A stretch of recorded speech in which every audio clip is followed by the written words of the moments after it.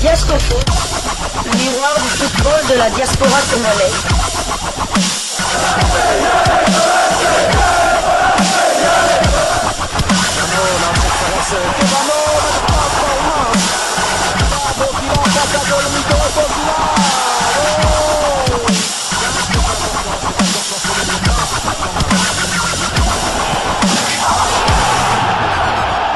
Diasco Foot, le miroir du football de la diaspora congolaise.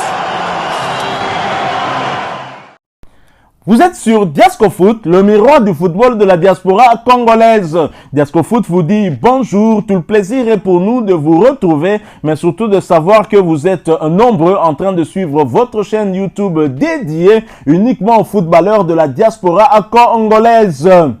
C'est l'heure de partager avec vous quelques news que nous avons pu récolter pour vous, des news concernant la tanière des léopards de la République démocratique du Congo, et cela dans le cadre de cette troisième livraison sportive de ce jeudi 14 novembre 2024, une livraison qui nous conduit du côté d'Abidjan. Nous sommes en Côte d'Ivoire où les léopards continuent à peaufiner leur préparation en vue de ce match important, match de la 5e journée des éliminatoires de la CAN Maroc 2025, où les léopards sont attendus par nos amis guinéens. Le Sili national en quête de cette deuxième place qualificative pour la prochaine CAN au Maroc, pour accompagner tout simplement nos léopards déjà qualifiés, forts de leurs 4 victoires en 4 matchs lors des 4 premières journées. 12 points dans leur gibecière, les léopards qui viennent en Côte d'Ivoire dans un esprit de rester dans cette même dynamique, c'est-à-dire gagner, ne pas perdre, ni concéder un match nul. Et les Guinéens qui ont l'obligation de gagner ce match voudront bien évidemment arracher les 3 points. Les Guinéens requinqués par leurs 2 dernières victoires. C'était face au petit pousset du groupe, il faut le dire ainsi, l'Éthiopie, même si l'Éthiopie avait donné du fil à retordre à la Tanzanie avec ce match nul à Dar es Salaam, 0 but partout pour la première journée. Et lors de la deuxième journée, 0 but partout en première mi-temps contre la République démocratique du Congo. Puis cette équipe avait craqué en deuxième mi-temps avec 2 réalisations de la RDC. Rappelez-vous, c'était d'abord Théo Bongonda qui ouvrait le score avant de voir Fiston Maël Kalala inscrire le but du break.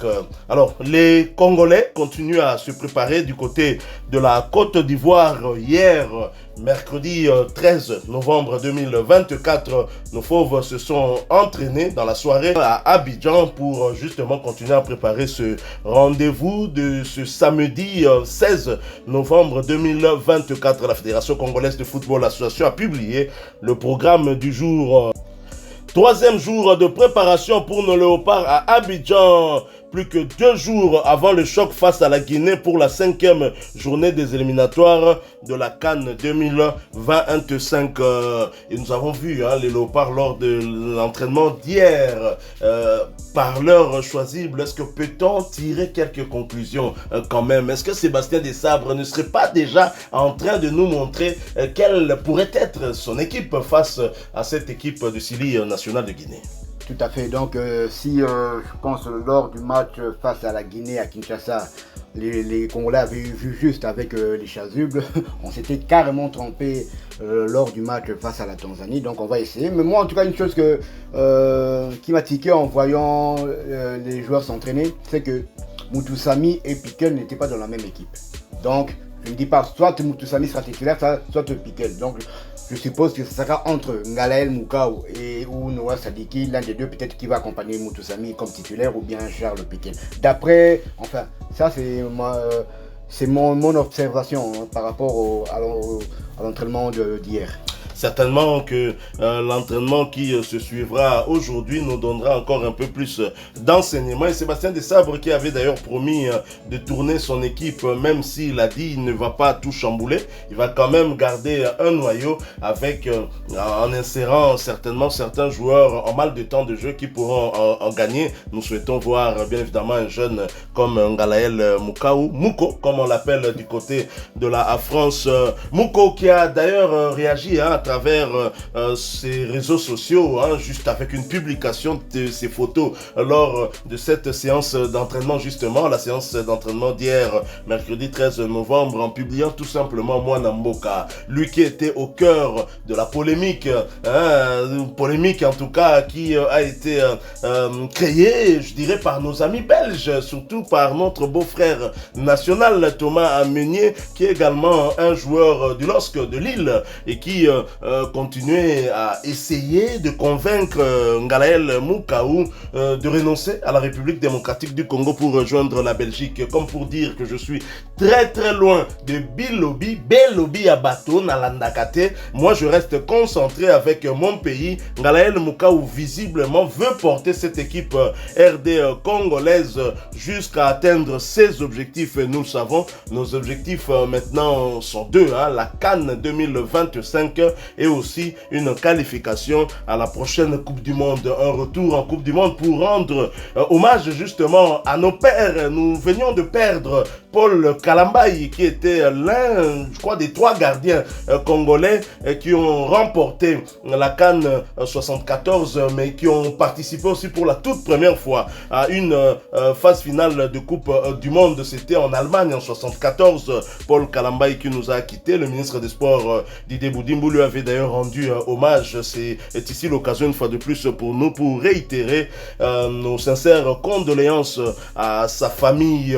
Et donc les jeunes, les enfants, les petits-fils de ces léopards qui ne restent plus beaucoup, hein, doivent justement mouiller le maillot pour essayer de nous qualifier, mais on n'en est pas encore là. Nous sommes pour le moment à l'étape des qualifications pour la CAN. Les léopards ont déjà atteint leur objectif, mais attention, il reste quand même un petit objectif à terminer, c'est de se rassurer, de terminer premier de ce groupe H en faisant ne serait-ce qu'un match nul. On ne peut se rassurer que lors de cette 5e journée, n'en déplaise à nos amis guinéens, on ne peut se rassurer que lors de cette 5e journée, parce que si on fait déjà match nul, là on est assuré d'être premier, on est à l'abri d'une surprise face à une équipe éthiopienne qui n'aura plus rien à perdre, qui pourrait pourquoi pas nous compliquer la tâche comme elle avait su faire lors de la première journée face au Taifa Stars de la Tanzanie. Et pour ce match, Guinée, République démocratique du Congo, match qui n'aura pas lieu du côté de la Guinée, vous le savez, aucun stade homologué de ce côté-là. Ça aura donc lieu en Côte d'Ivoire, un rendez-vous des retrouvailles entre les deux nations qui s'étaient d'ailleurs retrouvées lors de la dernière CAN dans la phase des quarts de finale. Les Guinéens étaient premiers à ouvrir le score avant que les Congolais ne répondent grâce à Yohan Wissa. C'était Chancel Mbemba d'abord, coup de tête, hein, et ensuite Yohan Wissa pour prendre l'avantage, et puis Arthur Massoko, coup franc magistral. Et donc les arbitres pour ce match sont connus, hein. L'arbitre principal pour ce match Guinée-RDC sera l'Égyptien Amin Mohamed Omar qui va donc arbitrer ce match. On peut espérer, hein, que cet arbitre soit quand même impartial, mais un arbitre que les Congolais connaissent plutôt bien, et un arbitre qui nous a porté chance. Rappelez-vous, lors de notre belle victoire dans les éliminatoires de la CAN, toujours à l'extérieur, qui plus est, c'était à Franceville, au Gabon, une ville où les Gabonais n'avaient jamais perdu, et les Gabonais perdaient pour la première fois sur le score de 0-2, et ce match était dirigé justement par cet arbitre égyptien Amin Mohamed Omar. On espère que sa présence va une fois de plus nous porter bonheur, non pas qu'il va être favorable à la RDC, mais le fait qu'il soit neutre permettra à la République démocratique du Congo de jouer pleinement ce match avec comme seul objectif de le remporter, hein, quelle que soit la présence des joueurs au sein de cette belle équipe guinéenne. Mais c'est la fin qui justifie les moyens, comme on a toujours dit.